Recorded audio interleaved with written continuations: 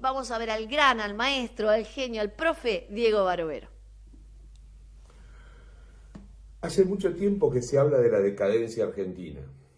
Son muchos años de frustraciones socioeconómicas, políticas, pero sobre todo económicas, que tienen que ver con el nivel de vida, de las restricciones, de las penurias de buena parte de la sociedad argentina, de los desequilibrios y las desigualdades.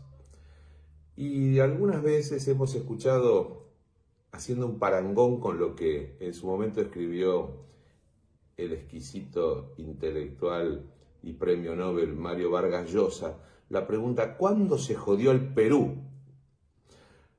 Y pensando en nuestro país, más de un intelectual ha dicho: ¿cuándo se jodió la Argentina? ¿Cuándo empezó a tener estas dificultades, estos problemas? ¿Cuándo entró en esta tan remanida y archimencionada decadencia? Bueno, yo tengo no sé si llamarlo teoría, pero tengo una percepción o una impresión. Creo que el momento, la bisagra de la historia en ese sentido fue precisamente 1930, el año 1930, y más precisamente una fecha, el 6 de septiembre de 1930. Se produce entonces el primer golpe de Estado que, por la fuerza, con un puñado muy chiquito de militares, conspiradores y también civiles y también intereses económicos, políticos, logra derrocar por la fuerza a un gobierno constitucional y legal que en ese momento era presidido por quien fue el primer presidente elegido auténticamente por el pueblo, es decir, por el voto de sus conciudadanos, Hipólito Yrigoyen. De esto pasaron 95 años, es decir, casi un siglo. Pero las consecuencias de ese quiebre, las consecuencias de esa ruptura, de esa disrupción institucional y política, tuvieron largas consecuencias, fueron realmente notorias a través del tiempo y se propagaron y se prolongaron. Hemos dicho ya hasta el cansancio que desde aquel quiebre del orden constitucional de 1930, independientemente de lo que es estrictamente político e institucional, también trajo otras desgracias de tipos económicos, sociales y sobre todo culturales. Una disrupción en el sistema político de alternancia, una disrupción en el reconocimiento de la entidad de aquel que podía ganar en las elecciones y por eso se recurría al fraude o por eso se interrumpía como una normalidad un gobierno institucional, constitucional y legal a través de la fuerza, o se desconocían resultados electorales. Y además se gobernaba con un sentido elitista y excluyente al servicio y a favor de minorías y de privilegios, desconociendo los intereses de la sociedad en su conjunto y tratando y procurando equilibrar las naturales y lógicas desigualdades que existen en todo sistema. Para eso estaba el Estado tenía que apuntar a igualar oportunidades, a hacer más simétricas relaciones que por lógica son naturalmente asimétricas. El poder del capital siempre fue mucho más importante que el poder de la fuerza del trabajo. Y ese quiebre que trajo 50 y tantos años de inestabilidad y de golpes militares y de interrupciones a gobiernos civiles y represiones atroces, horribles persecuciones, proscripciones, desaparecidos y muertos, ha dejado una huella profunda cultural y política en la sociedad. Por eso cuando a veces escuchamos la opinión de ciertos pensadores o propagadores de ideas, del mismísimo presidente cuando dice que la decadencia comenzó hace 100 años con el populismo, me atrevo a controvertir esa postura que creo un poco alambicada, pero también intencionada para justificarse a sí mismo, para autojustificarse y decir hay que destruir todo lo que está porque desde entonces venimos barranca abajo. Hubo, por supuesto, periodos de barranca abajo y también de sinuosidades, ¿no? O sea, como un electrocardiograma, por momentos subía y por momentos bajaba, pero sin duda que el saldo final lo que termina viéndose es que la decadencia de la Argentina está precisamente en no reconocer al otro, en no entender las razones de los demás, en minusvalorar el sistema democrático, el sistema republicano de división y equilibrio de poderes, de controles recíprocos.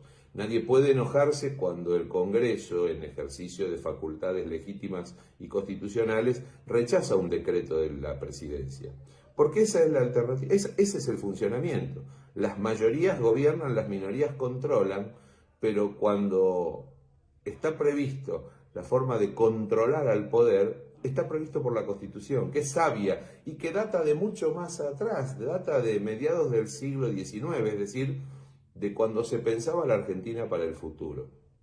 Volviendo al recuerdo de aquel golpe militar de 1930, justificado también en una supuesta parálisis de la administración o decrepitud del presidente.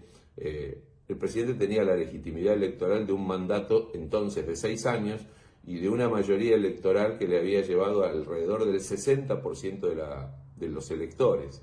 En ese momento aún no votaban las mujeres, pero la elección de Irigoyen del 28 había sido abrumadora. Y en cuanto a la parálisis de la administración, estudios de historiadores como Guillermo Gació dan cuenta de alrededor de 6.000 actos de gobierno en decretos, resoluciones ministeriales, es decir, no había parálisis de la administración.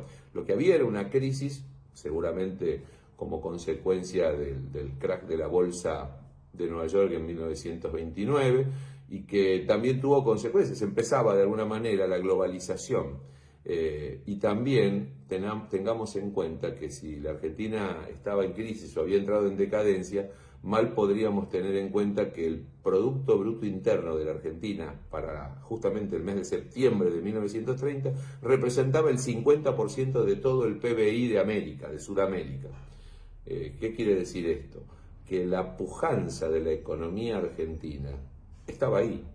No estaba siendo alterada. Lo que faltaba era equilibrar a lo mejor y la distribución de recursos, ingresos y riqueza, que finalmente, bueno, con los años empezó a modificarse paulatinamente con legislación social, con legislación previsional, para dar más equilibrio y estabilidad a una economía que estaba hasta entonces mayoritariamente basada en el modelo de exportación de materias primas, de carnes y granos, y que después de a poco empezó a aparecer un tenue y tibio proceso de sustitución de importaciones que daría como resultado una incipiente industrialización que desde hace unos cuantos años, me atrevo a decir 50, 40, cuando empezó por ejemplo el Rodrigazo o el plan económico de Martínez de Hoz, fue desmontar la capacidad industrial instalada de la Argentina, algo que después se continuó durante el gobierno de Carlos Menem y el Ministerio de Economía de Domingo Cavallo,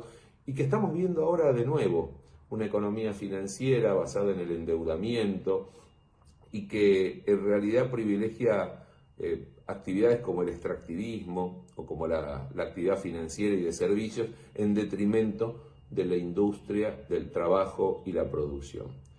Creo que 1930 es el punto de inflexión y es la bisagra de la historia y la llamada decadencia o los llamados problemas serios de la Argentina empezaron entonces, cuando se normalizó que se podía desconocer la Constitución, la división de poderes, el sistema republicano y las elecciones basadas en la soberanía popular. Ojalá no se repita, ojalá sigamos por el camino de la democracia que hemos logrado conseguir con mucho esfuerzo, con mucho sacrificio y al mismo tiempo que tenemos que mantener y que de alguna manera la vamos perfeccionando paso a paso a pesar de las dificultades que nos toca vivir en el día a día.